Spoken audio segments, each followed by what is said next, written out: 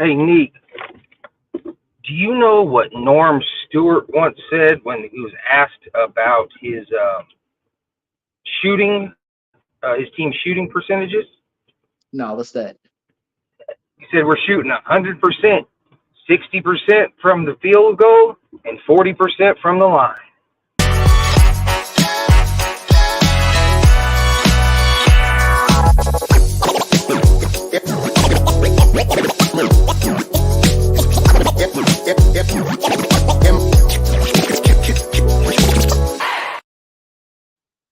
What's up, y'all? We are the HoopStorians. I'm Tony Styles. That is Neat. What up? We're going to get into this day in NBA history. March 7th, 1974, the Utah Jazz become a franchise, become the 18th team in the NBA. Do you think there's a more out-of-pocket team name that relates to a city than the Jazz? And even if not, give me your top three. So I think Chicago Bulls is kind of wild, even though I'm a Bulls fan. I lived in Chicago. I ain't never seen a Bull out there ever in life. Let's see. 76ers. I think that's a wild name for a team. But doesn't it relate to the city being founded in 1776 in the capital? I mean, yeah, we're late. It's a wild team. Like to give your team name a year, like you feel me? Like who wants to be the 1999ers? I think, well, there's the 49ers. There's the 49ers, but that's football. But to that point, I guess to your question, how it relates. All right, so the Bulls still stand. I ain't never seen no Bull.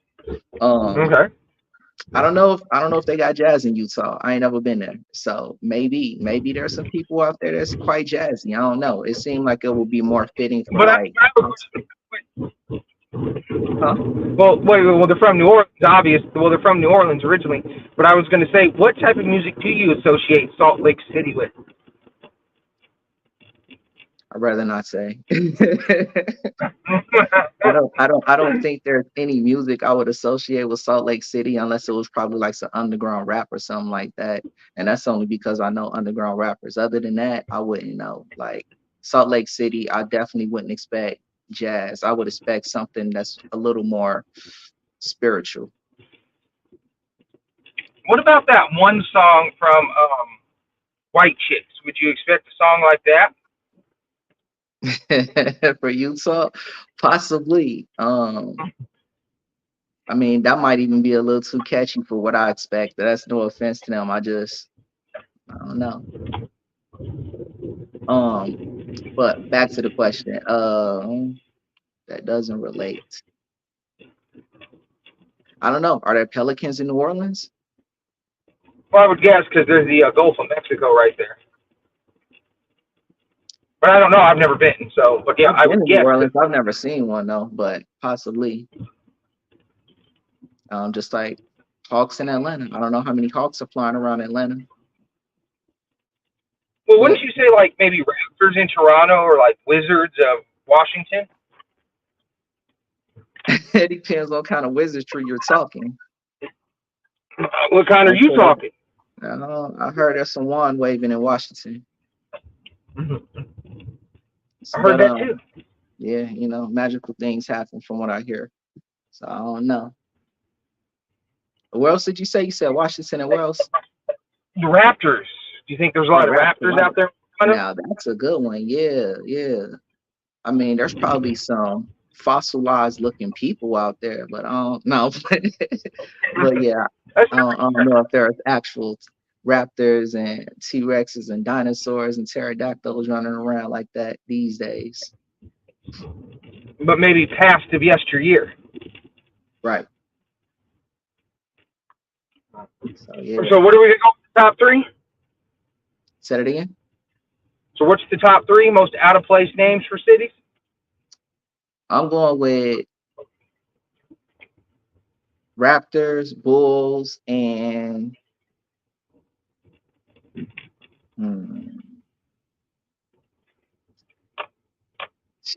I don't know. I guess we can go with the Jazz. I can't think of anything else. Okay, well, that was this day in NBA history.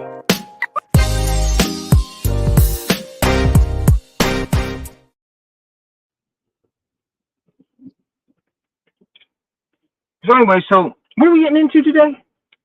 So today, what we're going to get into are the, I guess, the worst players to average 20 and 10. Um, Also, we're going to get into, let's see, the best duels in NBA history. And lastly, we are going to get into, I forget what we're doing. Got best duels. What are we gonna do? Well, let's do best duos, right? Like best what if duos that actually happened, but they happened at the wrong point in their career. Okay, okay. So, So, like when I think of some of these, like and I'm gonna let you tell me what you think, and please in the comments let us know what you think. I think about like when Derrick Rose past his prime joined the LeBron James. What if mm, Derrick Rose, mhm. put him in his MVP season, or what you think he would have been that season if he was healthy on that Cavs team? What would that? I mean, would that team of like no matter if they got KD, they would have still lost, but everything was still the same. They still had Kyrie, Rose, Love, just everything, but Rose is there. I think of like 2013 McGrady on the Spurs. What if 2003 McGrady was on the Spurs? 32 a game, um, 7 and 6, like 2 blocks, 2 steals, somewhere around there, like 45, 38, and 78, 79 splits, something like that.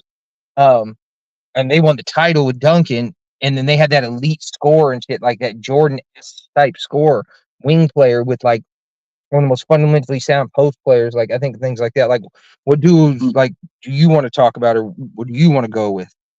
So for me, I like there's so many to go through, but for me, I like Luca and Dirk. Now they're not my favorite, but they're just to start. Luca and Dirk, Chris Well, hold on, Paul. let's go with that. Hold on, let's just break it down as we go. You know what I mean? I like that, and you'll keep surprising us with what you got. Okay, so let's say we got Prime Dirk. What year do you think Prime Dirk was? Prime Dirk.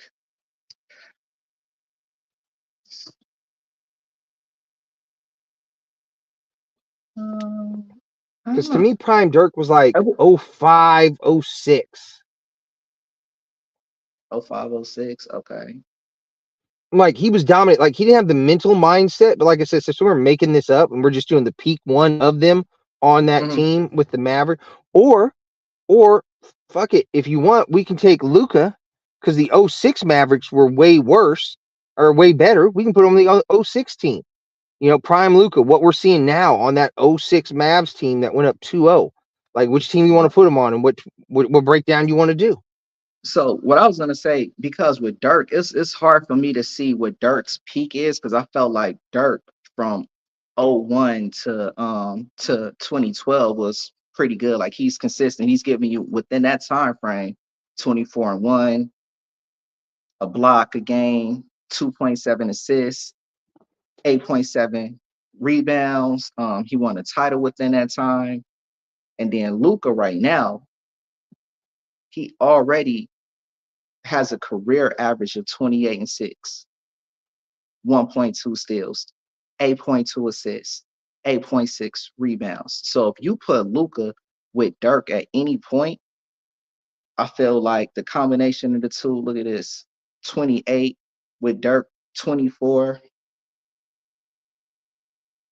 just the stuff that Dirk was able to do without a Luca caliber player shows, in my opinion, what that duo will be doing because there's no stopping either one of them. Luca, he makes everybody play the game at his pace. Dirk, he has that step back that's just unguardable. So you can't guard Luca based on his pace. You can't guard Dirk just based on his height. They both wet from anywhere on the court. So I don't even think it matters when you put Luca on the team with Dirk. I feel as though that's just so long as Dirk is still giving you 24 and 8 a game, they're going far. What you think? Um, Hold on. Well, first, like I said, I gotta know what they did. So anyway, so let's say we got this year Luca, right? On Hmm. 18-19's team with, what you want to say. So 06 Dirk, something like that. 05 Dirk, somewhere in there. That's the Okay. Dirk I like, and that's in Bet. your time frame. Okay, so Okay. we got them, right? And then 18-19, they got Harrison Barnes. They got still a productive, extremely productive rebounding DeAndre Jordan, and a guy who could still score efficiently, in double digits. Obviously, you can run plays for him, but off lobs and rolls and putbacks, very efficient. They had Wesley Matthews. They had Tim Hardaway, Dennis Smith Jr., Dory Finney-Smith. They had a very young Jalen Brunson, but still good. Dwight Hmm. Powell, Max Keebler, JJ Barea still there. Devin Harris, Courtney Lee, Trey Burke was on this team. So that was the year that last year of KD's Warriors run, and the year Kawhi and them won it, and the year that Milwaukee looked like the most dominant team in the regular season. So do you think with the addition of that Dirk and that Luke and that Luca and that roster, do you think they could have won the title in 19? Yeah.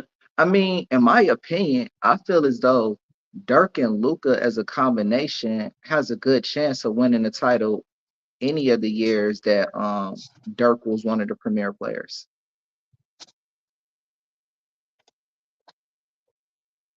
Yeah, but what I'm trying to say is, okay, That so you think a particular peak Luca, season, peak yes. Dirk is better huh? Go ahead, my bad.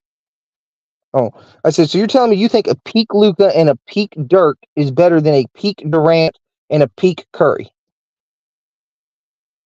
I'm not saying I think they're better. I'm saying I can see them winning. It's hard to say who's better, especially if we're just talking duels. I mean, unless we're solely looking at stats and numbers, but at the same time, that doesn't necessarily translate into victories. So, in my opinion, no, I don't feel as though they're better, but I also don't feel as though if they are worse or if they're not as good, whatever the case may be, I don't feel as though it's to the extent where you can count them out. It's to the extent where it's a clear cut answer.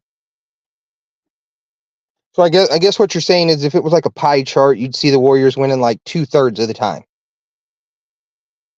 Durant and Curry against Luca and Dirk. Yeah, and Yeah, that's that only Warriors team against that Mavs team. no, I was more so saying matchup wise, and I was gonna Yeah, say only but I'm saying because matchup I wise, can yeah. But see then you got DeAndre Jordan at center, I guess, against Draymond, and then you have like some guards and Tim Hardaway and Jalen Brunson and people like that. mhm. Can they beat the Warriors? That Warriors team. Ooh, it's DeMarcus Cousins. mm,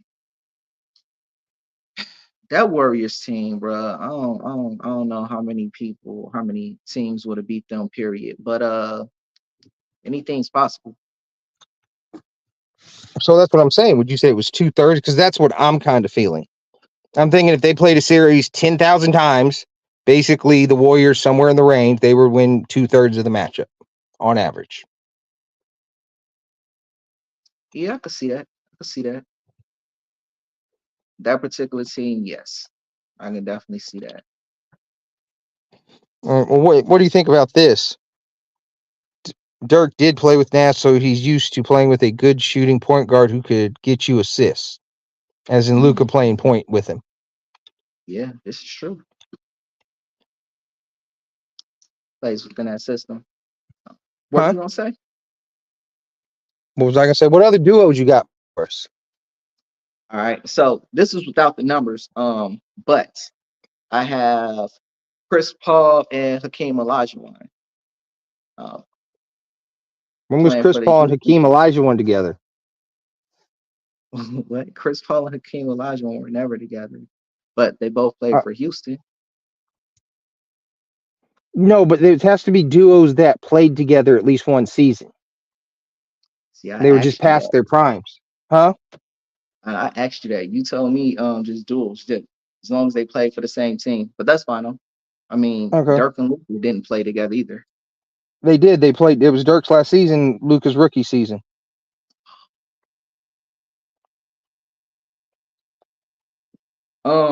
Okay. Who you got in mind? Okay, well, let's go McGrady Duncan on the 03 Mm-hmm. Spurs. Let's go them. So Okay. actually, and then we can go a couple places after this. It's gonna be crazy.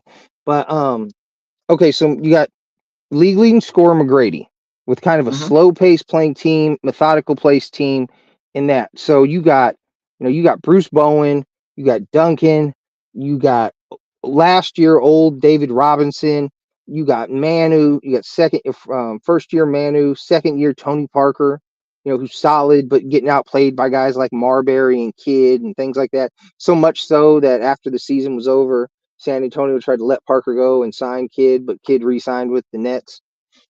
Mm. Um, but yeah, so and you got like Steven Jackson on that team.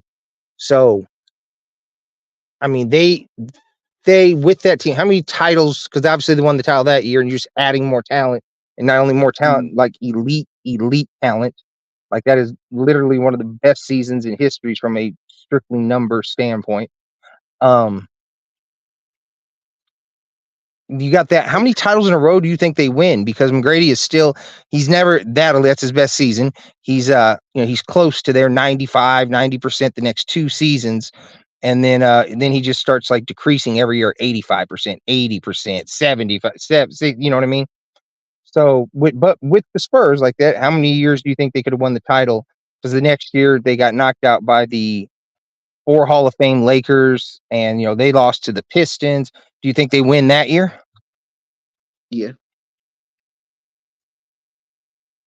I think they could have won that year. As far as consecutively, it seemed like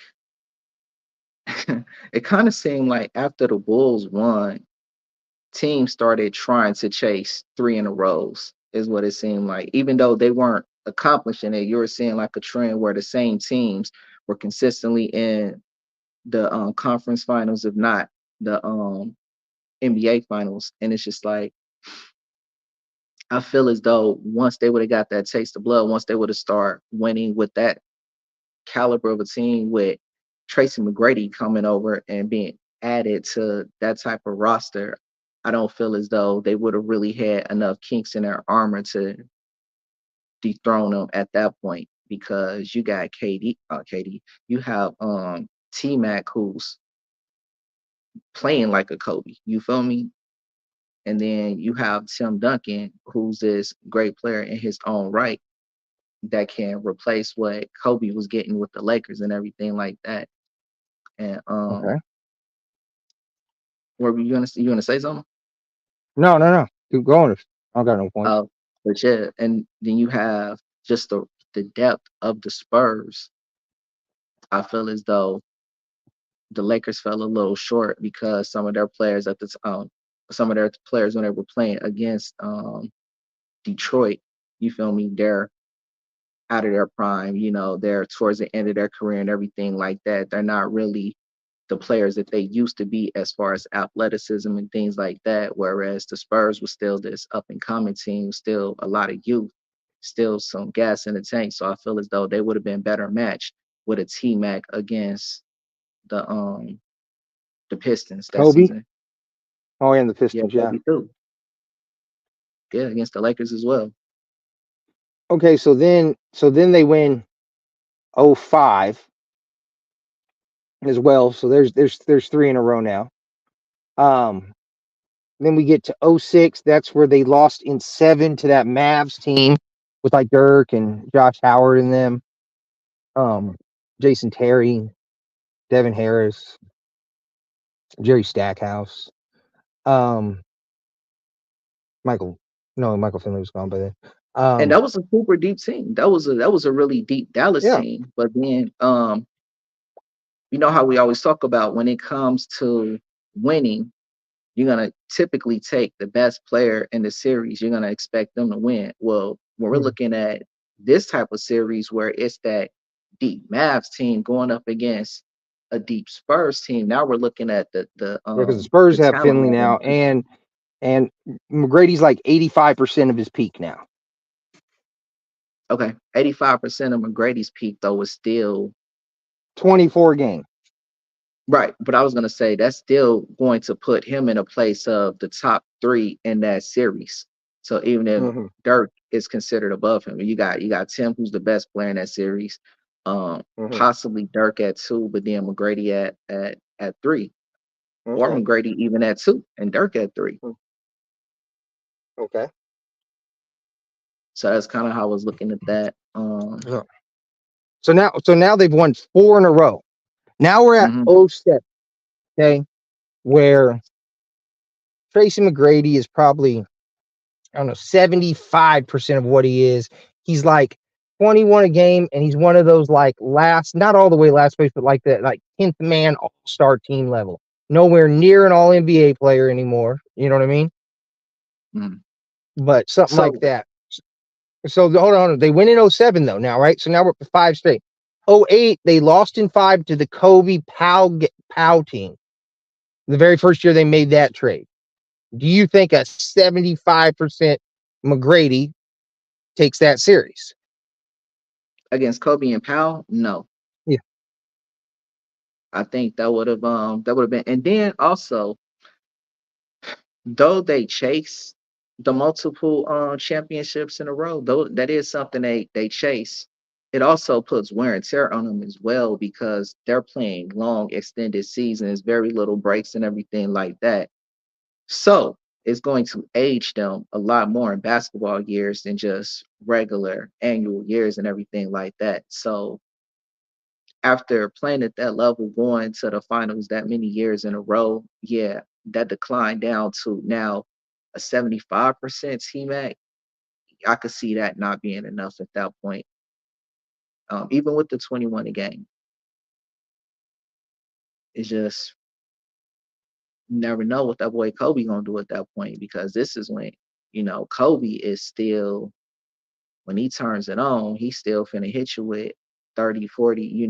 He's still having them at this point high game average, not game averages, but high scoring nights. Mhm.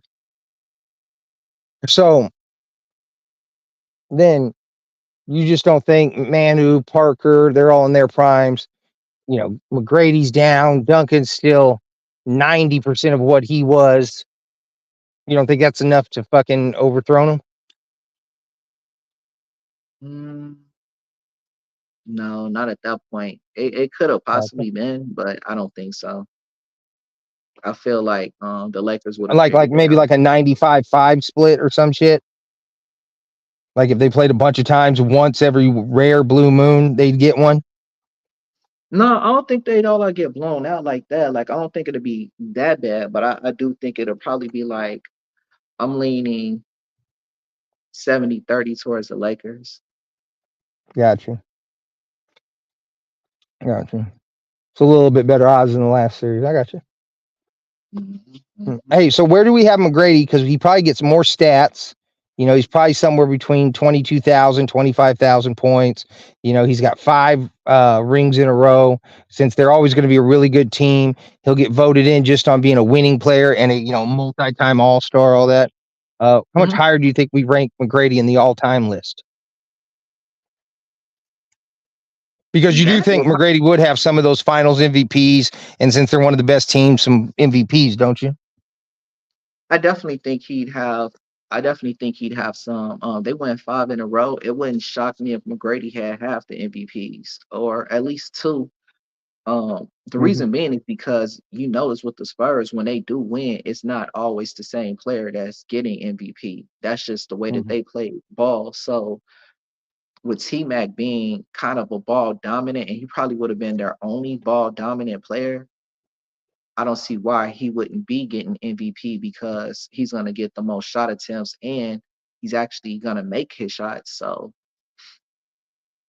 I see, hypothetically, of course, if he was to be on that team, to win titles consistently, get a couple MVPs, like I'm saying, I feel as though that probably would have pushed him at least 10 people up on the list. So wherever he is So what now, number is that? Top 30, top 40, top 50, top I 60? mean, Because to whose me, list are we he's a talking? top, huh? I was about to say, whose list are we talking? I'm just going with mine. I would have him probably in the 70s of all time greatest players right now. Mhm. So how many spots would he jump up on my list, you think? On your list, with him ranked at the 70s, yeah, Got I think five in a 60 would. row, as second most ever in that regard. Got, probably three finals MVPs, three MVPs, more all stars, better stats, overall stats. Yeah, I feel as though the 60s would be too low. Honestly, I feel as though based on what we're describing, and this is based on the fact that there may be more hypotheticals to come, but I feel as though based on what we're discussing, I could see him in the top 25. Okay. So kind of like how we see like Barkley now, somewhere in that range. Nah, I would see him. I would actually put him above Barkley at that point, though. Okay. Like I wouldn't see him the same way I see Barkley, not with that level of accomplishment. I think if I had some dude that's averaged like 25, 5 and 5 and has MVPs and five straight rings and all that shit, that's like, I mean, that's Magic level. That's like top five argument. Yeah, Because yeah, Magic, what's Magic got? Five rings, three finals MVPs, three MVPs. Plus, McGrady would have better scoring stats, and we value scoring more than passing. yeah. And then especially when he's on a team where he doesn't have to be that passer, because it'd be different if, like for instance, it's great that Magic has and has the assist numbers that he has, but that's also his style of playing. That's also what his job was. T Mac, on the other hand, he's not going to the team usually because you want him to be the passer. T Mac's going to the team because you want him to be the one you pass the ball to. So with that, you feel me? Yeah, it's good to be able to get good looks and everything like that, read the floor and things like that, and just dribble the ball. But I wouldn't compare him to Magic in that regard, just based on the fact that that's what Magic is there for. But I do feel as though T Mac, as far as his talent and Magic's greatness, yeah, that will be comparable.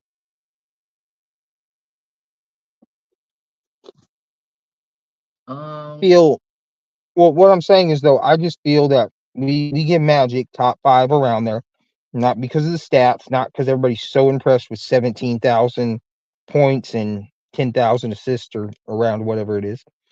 It's because of the accolades, three Finals MVPs, three MVPs, and winning five rings. Wouldn't you agree? And McGrady, like we just agreed, would have those things plus better scoring numbers, which we value.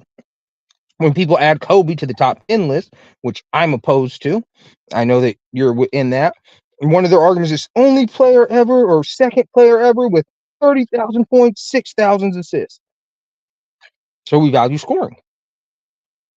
we do value scoring. I think with Magic, during his time, he was doing things that they weren't accustomed to seeing, or doing things that at that point in time they considered to be extraordinary things. And it's not to take away from it, but it's the level of shock. So it's like when people are ranking him, when you're saying certain things like the amount of points he was making doesn't really factor in, I could see that based on what they were observing from him playing, watching him play every position. That would be something crazy. You feel me? That's not something that very many players can do. I mean, it's definitely not something we see often, but it's not something that every player can do. So to be able to play every position, it's nuts. To be able to even sit there and try to coach your team is crazy. So it was just things that people are seeing Magic do that made him great as well in their mind. And you already know, once you have people set in your mind as a great, and it's not to promote bias, but it's just being true. Once you have people set as your top or your greatest or whatever, once you rank them your top five, which is the reason I try not to do that. But once you rank that top five of the greatest, it's hard to remove people. Everybody else is 6, 7, 8. It don't matter how good they are. And I think for many people, Magic became that back in the 80s, back in the early 90s. I think Magic upon retirement had already become that great in people's mind. And that's not to take away from his greatness. I'm just saying we have to understand what we're up against when we discuss Magic not being in the top 10. Does that make But sense? what I'm saying is too, okay, so as a young person watching McGrady, right? And the numbers backed it up. Some numbers didn't, but over the overall numbers backed it up. What I was seeing is I basically saw Michael Jordan in Kevin Garnett's body when McGrady was at his peak. That is the best way to describe Tracy McGrady watching him from the eye test. Obviously, he's not as big as he's way bigger than Jordan, and he's smaller than. And they were joking about it one time, Garnett and him at like the All-Star game, and I think Duncan, like McGrady, a 7-footer, but he's extremely long for his position. He's extremely tall for his position. He's not. So he's big in those regards, but he's not big, like he's not built big. He's thin, like Garnett. And he had Jordan-like moves. Obviously, since he was a little bit bigger, his body didn't move as much like Jordan, so a little less fluidity. Little didn't jump as high, but like his bigness, you know what I mean? He was able to reach further. He was able to dunk from farther out in traffic. He was just so big. You weren't used to that crossover movement from him, which was Jordan-esque, and it was just amazing. It was absolutely amazing. It is one of the most spectacular things to ever witness, especially in the moment when you've never seen it. You know what? You know who he more so puts me in the mind of? And I Hmm. agree with the KG, but more so than Jordan. Penny, which is funny because he wasn't a passer like Penny, but when you said that, it made me think about the way he did move, kind of puts me in the mind of an aggressive Penny as well, with It puts me the in the mood to frame that he highlight had. Penny, not necessarily you watch Yeah. Penny dribble up, because Penny did a lot of like basic ball dribble, hop, skip, jump up, and then put his hip in the post, because he was 6'7", so he always liked to use his height Mhm. and look over the Yeah. defense and thing and keep the ball because he was longer too. So I mean, statistically, logically, it made more sense. I'm longer and keep the ball further away from you while looking over you at the same time. Hmm. So it makes sense. But yeah, he just didn't have a slew like Jordan, a certain grace and like a dribble. And even when he didn't crossover, just when he went from right to left or left to right or whatever, there was a certain grace. And Mm. Penny didn't necessarily have that. I do see the similarity. So, but to me, it's more like 85% Jordan, 15% Hmm. Penny. Okay. Okay. But I Fair. do see where you see the Penny in him. And you But I know mean, what's you funny? watched it too. Did you not find that amazing? Huh? Yeah, and you know what? When you were talking about the how Penny would use like his length and how he Oh, do oh, that real hop. quick. I just want to say something. Kobe said this about him. He goes, he's me, just bigger. Yeah. He had the now I don't know if Kobe necessarily was speaking or only speaking in terms of talent, like his skill set. That might have been because you know how Kobe was when it came to heart, when it came to just grinding and He wasn't talking about that. practicing. He was talking about any move I can do, he can do. Okay. He's just bigger. As fast Okay. as I cross over, that's how fast he's going to cross over. As high as I jump, he's going to jump that high. But he's also bigger, so his arms are going to go up higher. You know, he's going to move laterally as fast as I do. You know, he's just bigger, so he covers more. You know what I'm saying? Yeah. So Kobe's like, every time I have to really outthink him. So no, he doesn't mean the thinking part. He just means the athletic, what your body's capable of shit. Oh well, yeah. I mean, that's good company. And yeah, you already know what they say, killers respect killers. And that's really what it was. No. They had similar bags, so that's dope. So wait, I got a couple more. Let's keep it going. All Okay, right, so who you you said got? Houston earlier, right? Unless you got one that you can think of. No, go ahead. I want to hear this. What about prime Chris Paul, James Harden, and Carmelo Anthony in 1819 that they lost to the Warriors? Huh. Do I think they could have beat what are you asking exactly? Like is that a good Yeah, so like 2008 or 9, Chris Paul, and 2000, 18, 16, 19, whatever one you want to say James Harden is, and then 2013 Carmelo. 2013 Melo. I gotta look. What was Second, I Melo think he was doing in second team 13? All NBA. He might have been first. I mean, I know he was like fifth or sixth in MVP voting. That's the year. All right, cool. All right, so based on that, this is a championship caliber team. We have James In Harden, who's D'Antoni's already system. D'Antoni. That will be he's just giving them the green light. D'Antoni, he just got them running. All right, for sure. Yeah, we already seen what Chris Paul could do with when he's surrounded by pieces that are elite and surrounded by pieces that he doesn't really have to coach, pieces that just know what to do. And he would have True, but that. Chris Paul does like to play at a slower pace. Yeah, there's that. But I wouldn't say that Melo or Harden necessarily needs to play in a fast pace either, though. So if they were going against what the coach's direction were and just going with the feel of the game or just trying to set the pace themselves, yeah, I could see how that system would work, honestly. Because like I said, James Harden doesn't necessarily need to be moving at a fast pace because especially during that time, he was doing a lot of drawing fouls and things like that. And he was getting those calls too. So with that, he didn't really have to move too fast. He just needed to get you off your feet, just get you to jump, get you to go for any one of his jabs. And then Melo, what's going on? Melo is definitely known for, bully ball. And at this time, if he's still top or in the top 5 ranking for MVP status, this is Melo that's putting up buckets as well. So there's that. So with that, I feel as though you have the defense of a Paul, you have the offense of both Melo and Harden. You got Harden getting to the line. You got Melo being bully and post up Melo. So I feel as though I don't necessarily think that they win a chip. I still don't think that they win, but at the same time, I see them getting to the Western Conference Finals. Um, yeah, I don't know if I see them winning the title though. Okay, this is two incarnations. One, the 97 Rockets with a prime Barkley, prime Hakeem, prime Drexler, even a prime Eddie Johnson, who once averaged like 22 and 28 minutes off the bench for the Suns and didn't really shoot threes, but was an excellent shooter. And in this world would be, an excellent athlete still. I don't know how good the dribbles would be, but, his shot would be so much better. Mhm. That team, do you think one, they could have beat the Jazz, and then two, could they beat the 97 Bulls? Okay. So a couple things.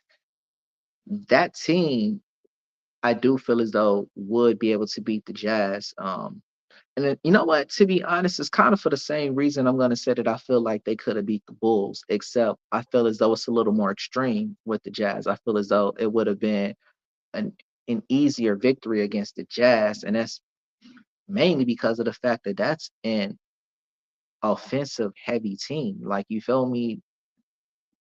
Just between what? Just between 5 players, you're getting 20 points each. Well, I mean, really, I mean, if we're talking peak, and obviously once you put them together, shots would change and all that. But I'm saying, like, we saw Dream capable of getting 28. We saw You Barkley feel capable of getting 29. We saw Drexler capable of getting 27 or 28. We saw Eddie Johnson, like I said, in like 28 minutes, capable of getting 22.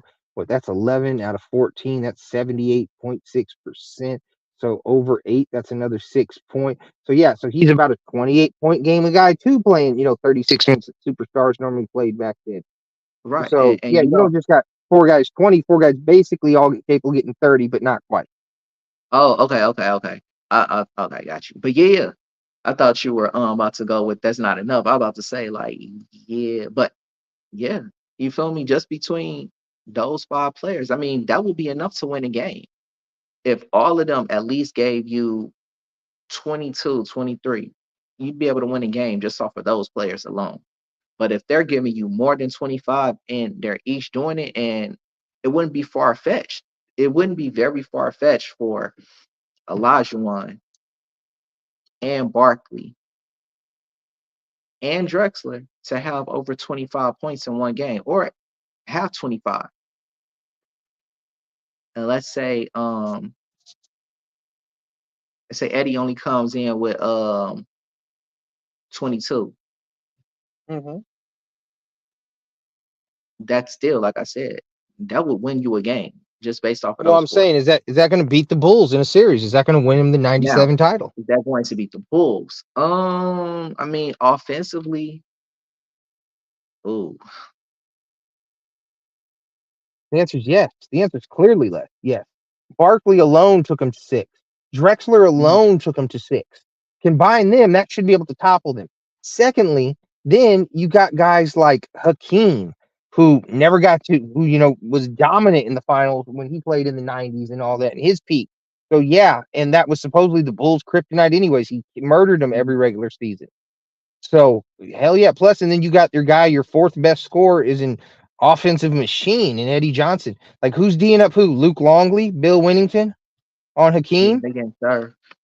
They getting Huh? served. I said no, they getting served. So when I think about that Bulls team, I think about I mean, Rodman's gonna do Rodman. So Rodman's going to He's not he's gonna gonna stop Barkley. he's not gonna stop Barkley, but at the same time, Barkley's not gonna have his way with him either. So he's going to, Barkley's just gonna get a hard 25.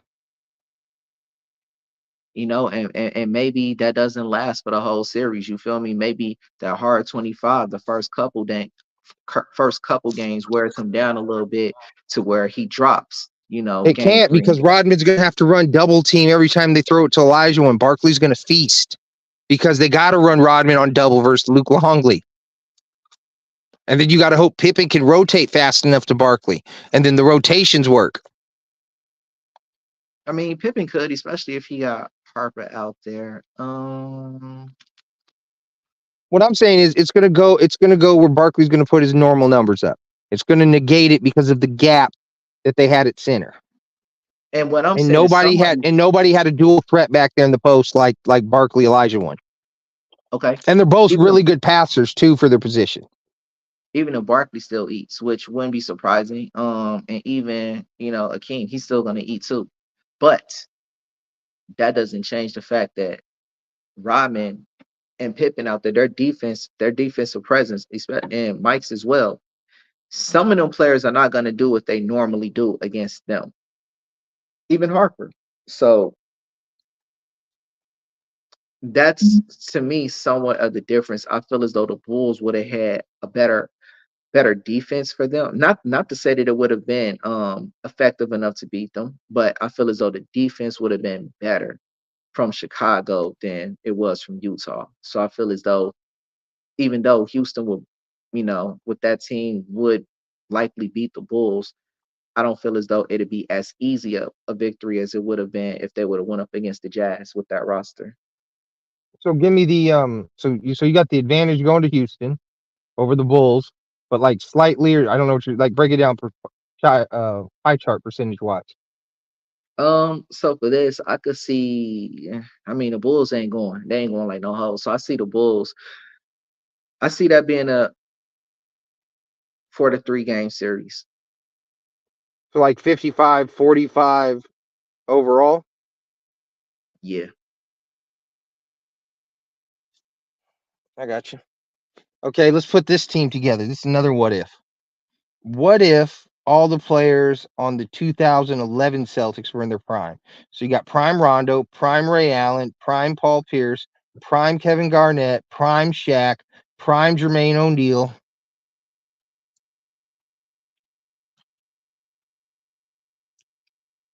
Oh, they don't lose.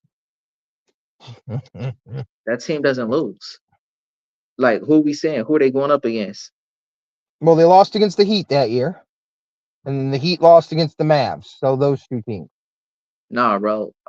Forget that year. I don't think that team's losing to anybody. But that year, no, there's not a team in the league. Though all of those players in a prime, there's Mm-hmm. not a team that's going to beat them at all. Like I don't even think it will be. You know how we, you know how we seen the blowout of Golden State, and there's been blowouts this season. Like Boston been blowing out teams by 40 and 50 and stuff like that. I think that's what that Boston team would do. It would be consistently blowing teams out by like on average probably 30 a night.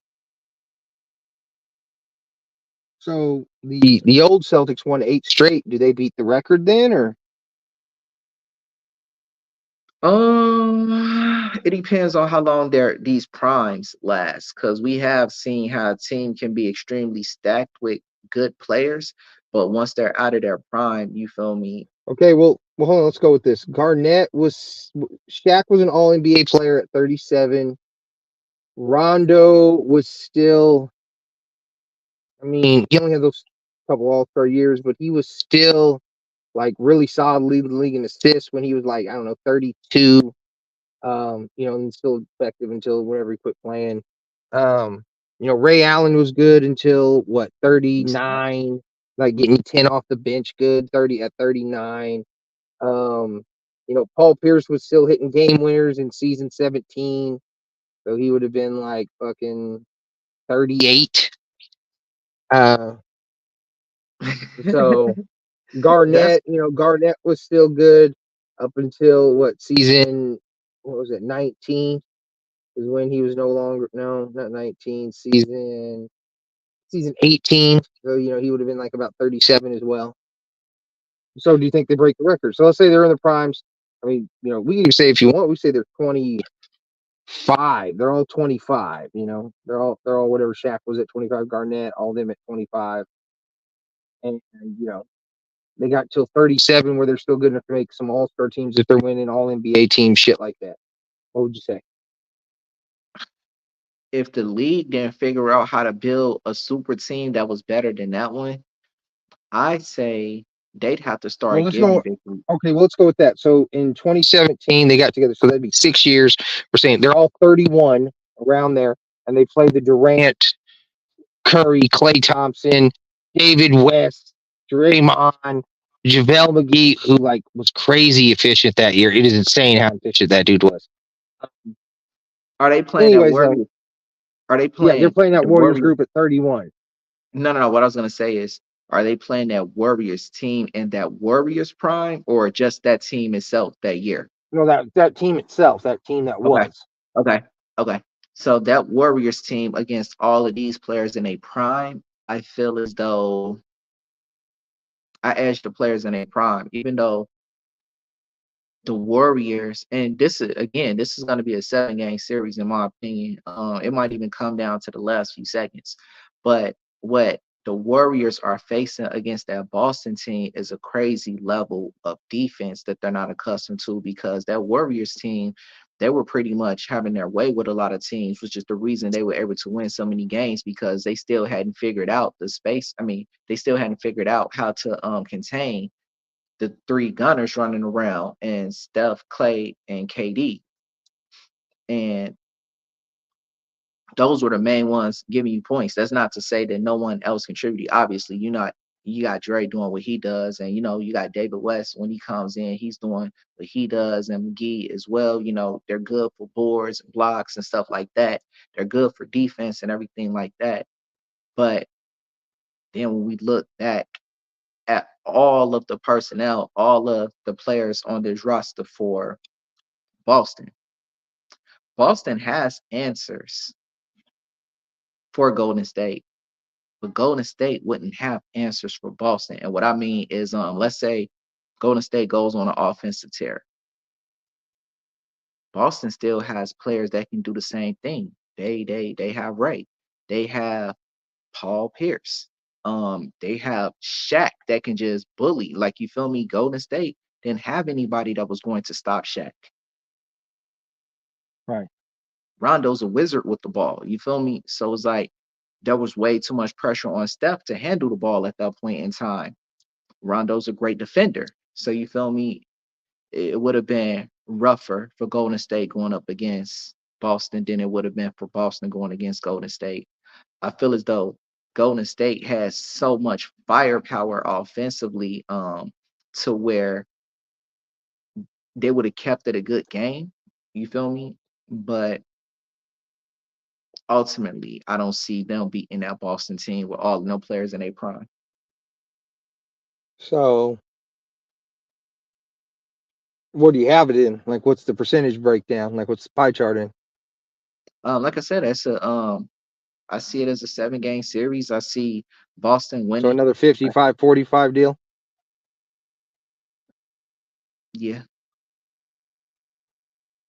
I think Boston. I think I that's mean, more of a 2/3 in my mind. I see it more like a 4-2 series. And obviously sometimes they can get hot and all that, but I mean, I think Shaq's fouling out everybody in the post. Prime Shaq. Prime Shaq's 38-17 in the final. but if he And fouls out everybody, though, they still get to play. And you know what? And that's funny too, because now you just made me think about something. Let's say they foul out everybody. What happens after that? Do the players just get fined, or because well, whoever's the what I'm last saying, person to foul out has to stay in the game, and then you get like a technical, so you lose a point. um, I've seen. I thought it was Golden State, but I seen where there was players that had actually fouled out. Like I seen where there wasn't enough players. What game was it? And I gotta look it up. I gotta do my research on it. But there was a game though where there wasn't enough players because of fouls, and they had to pull people off the bench, and it was more than Yeah, one that's what I'm player, saying. but it was more than one. So, Yeah, what game was that? so, I have to look that up later. okay, let's go with this team. Let's go with 2009 Phoenix Suns, prime Nash, prime Stoudemire, prime Jason Richardson, prime Shaq, prime Grant Hill, prime Goran Dragic. Um, where where do you oh yeah, so those primes. So there's all the all stars that made the team then. Do you see them beating the Lakers that year? Yeah, I mean, they were giving the That's Lakers Powell, a that's run. Kobe, that's Bynum, that's Lamar, Trevor Ariza, those guys, Derek Fisher. Yes, the reason I see them beating the Lakers though is because Phoenix was already giving the Lakers a run for their money without these players being in their prime. I mean, some of them were, but I'm saying, we don't have a prime Shaq. And You know what's funny actually about that hmm, Suns team and the Lakers? Shaq's last truly great game came in, I want to say right around this time, March 1st or something like that, March 4th. It was somewhere in early March of that year in 2009. He got like 45 and 17 or something like that. And he mhm. beat the Lakers, and they were 65 and 17 that year, and it was one of their losses. He beat the Lakers with no Amari, no Nash. I don't think no Jason Richardson. It was just basically him out there, and Matt Barnes and shit. And that was his last truly great game was against Lakers and Kobe. He had a vendetta. He had and that's good to have Shaq with a chip on his shoulder too, and then just combine that with the prime element. We've already seen, like, let's be real, prime Shaq. There wasn't very many players that were as dominant or as great as prime Shaq. So even with that Laker team, that was a gelling Laker team. You feel me? Um, Ariza, he Hey, was Prime very Shaq was like this. It was unbelievable how this dude only averaged 29 a game. It seemed like every time down he scored, you could not stop him.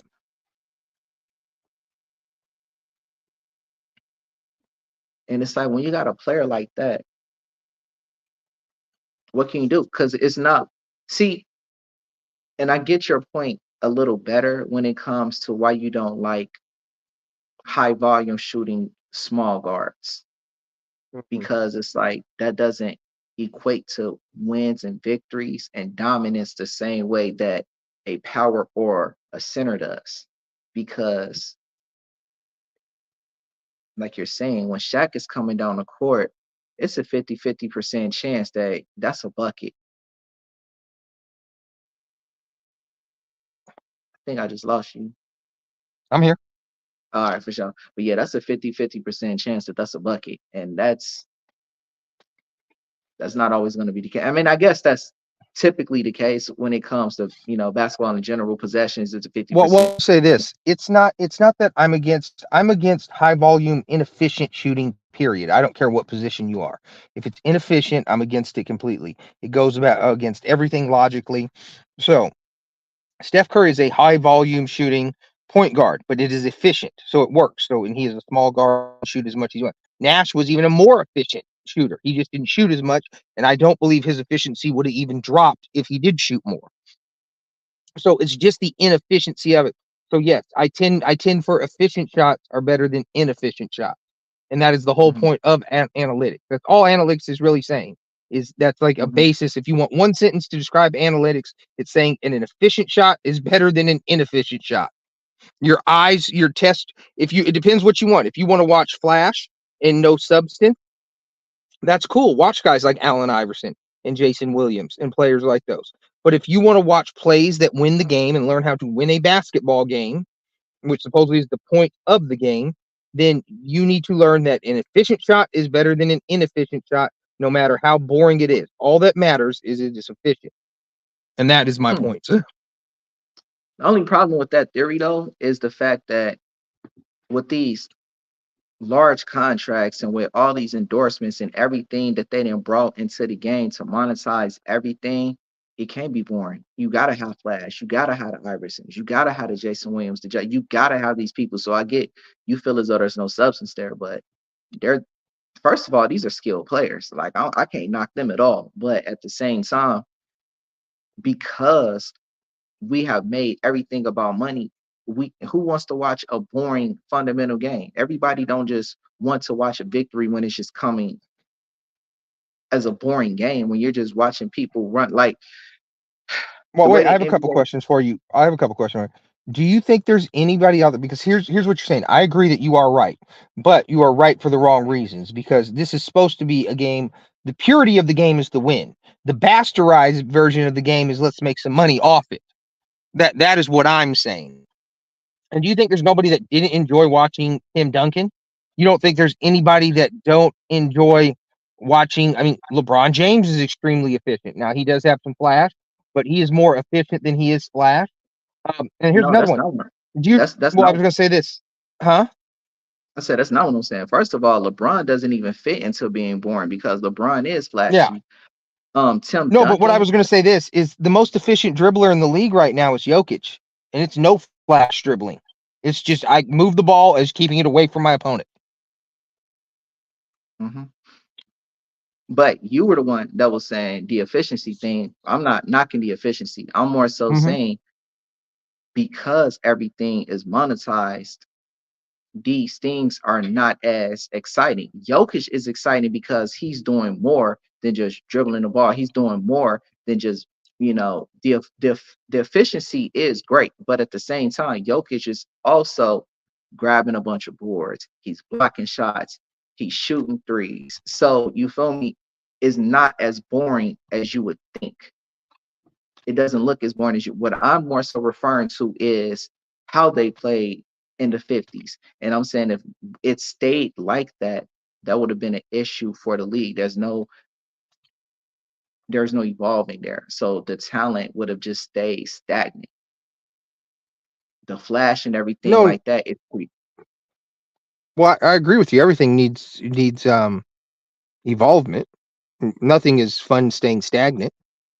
right. And I'm saying, sometimes when you're too fundamental, you you remind people of that. You feel me? So I'm not saying nobody liked Tim. That's not what I'm saying at all. What I am saying is there's a reason why Tim was as great as he is, but even people that watch Tim play, even people that know basketball, you still hear, and I know this bothers you, you still hear Kobe's name over Tim's. Why do you think that is? But because I think people value the wrong things, and that's what I mean. Because if the greatness is about to, and supposedly we never ever factor in Because if this is the case, Joe Johnson would be one of the greatest. We never factor in, well, the greatness is to make the most money on the monetary tip. And I'm not saying that's not a personal goal or anything like that, but I'm saying when we rank greatness, we just basically do off the game, what it takes to win a game, how good you are at winning games. That's why we place so much importance on title. And we're the main reason they won the title and things like that. So, yeah, I think in the basketball purity form, to win, that's all that should matter. It doesn't matter if it's boring. It matters nothing about that. The purity of the game when I'm ranking greatness is what are you doing to win the game? That's all I care about. The highlights, the flash, all that. I find fundamental passing flashy. One of my all-time favorite highlights is Nash with his off hands throwing a cross-court bounce pass. A bounce pass is a very standard pass. I'd say that's your next pass after a normal pass. A normal chest pass would be your first. Maybe then a one-handed, you don't palm off, is your next, and then you go to bounce pass. I mean, I feel you. I can't knock the people that want to see a elbow pass.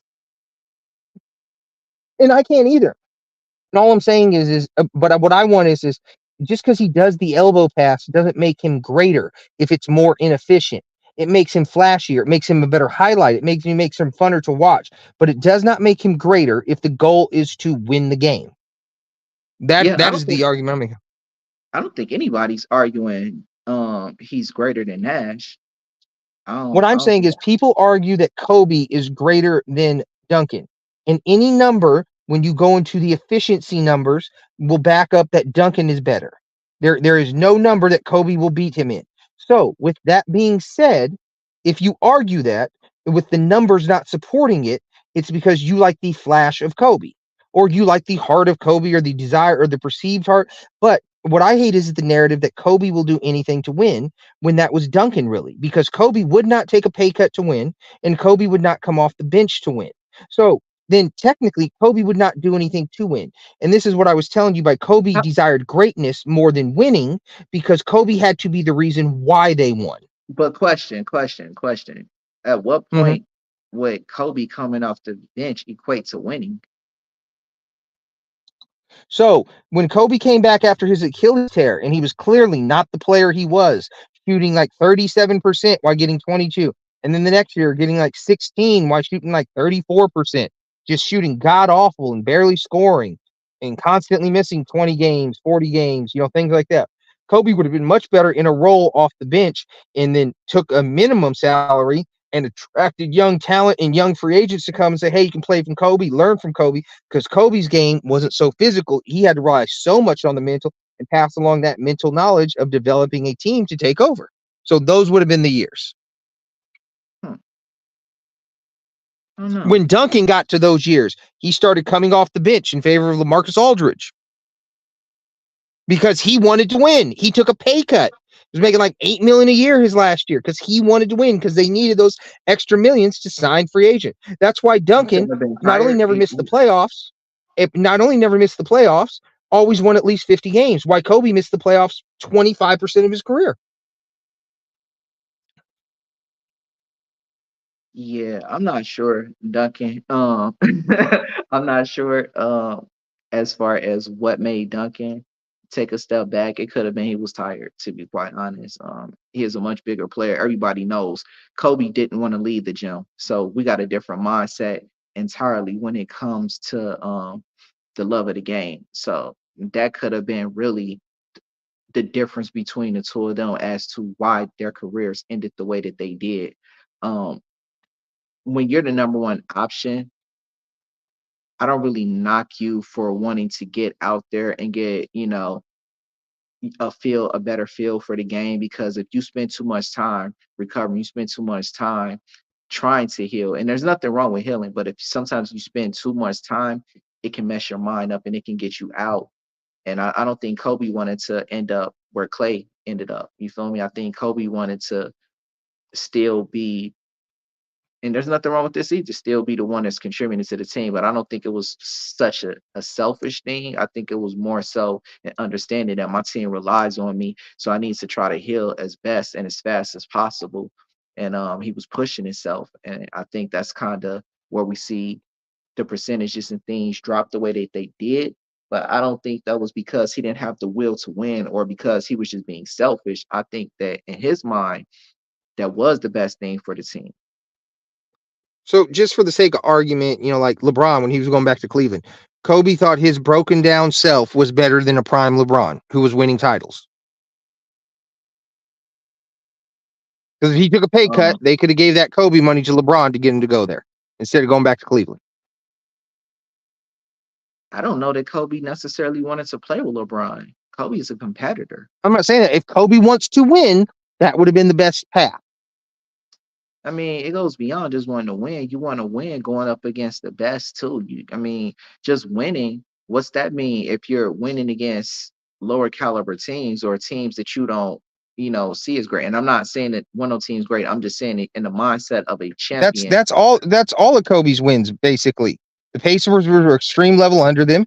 The Sixers were a huge level under them. The Nets were a huge level under them. The '09 Magic were a huge level under them. That's why they only talked about his 2010 victory. So yeah, he always was beating teams way under him. They only talk about his 2010 victories because he did it without Shaq. You got to remember, Kobe came into the league with an Iverson, so that was one of them victories that really meant something to him. So Kobe was going through a war internally just because he had been at Iverson's shadow for so long. So that would have been tough for him. The first title was against Indiana, who he had been watching as a child. You feel me? There's a level of nervousness that's going to be there. You feel me? He's playing against somebody that he's definitely viewing as great in a future Hall of Famer. And Kobe even admitted that he played every game nervous. You don't see it, but he played them games that way. So I feel as though it wasn't as easy as it looks based on their record, but and then the fact that they did have Shaq. But I think what Kobe was going through was a little different. And I I think that think, was like I kind said, of well, it just goes with the, like I said, it's not really true that Kobe would do anything to win, because if the best way to win is to recruit better players than you because you're done, then you can't logically think that. That's an ego thing, not a logic thing. And at that point, your ego is hurting the team, and that makes you a flawed, illogical, inefficient player. And that is part of the things why Duncan is a better player than Kobe if your goal is to win the game. That's all I'm saying. It's kind of like this. Everybody brings up Kobe's work ethic, which was awesome. Great. Not arguing it. I'll say he is the number one work ethic player ever. I'm totally with that. Let's say he spent 12 hours a day in the gym. If I spent 16 hours in the gym, I would never catch up on his natural talent, size, and all his ability, athletic ability he had over me.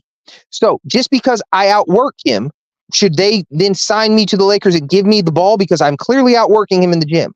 No, because I would be inefficient. And that is the silliness of the argument, but his worth ethic and all that. But it didn't but he make him wasn't more efficient inefficient. than the other He, greats. but he wasn't inefficient. He had some inefficient seasons, some inefficient series, but he was not inefficient overall.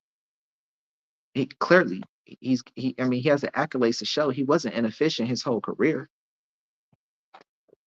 No, People if you get into people knew just if you just get into makes first misses, he's the all-time leader in missed shots. He missed way more than he made. So yes, he was he always also took inefficient in that regard, way more than everybody. which was inefficient. He shouldn't have done that. He should not have took those 5 shots. He should have passed those. That's the problem with the inefficiency versus the efficiency. And it's like this. If you're on a team and you got a bunch of blind people, but you're getting guarded by 3 dudes, are you gonna try to go for the shot or you gonna pass it to the blind dude? That is a fair assessment in those seasons.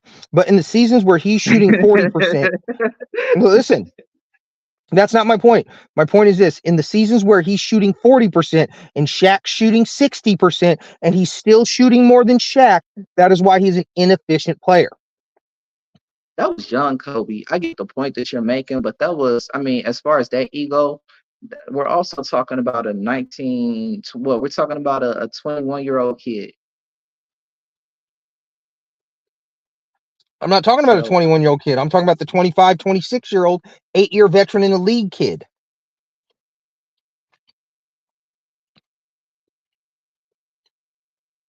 when he was with Shaq, Yes, when they lost to the Pistons. Oh, that series. Okay. So by then, after 8 years and winning titles and having the greatest coach of all time, the most dominant big man, you should understand the certain level of efficiency. The only problem is the other teams were more inefficient because they didn't have a Shaq to compete with. Fair enough.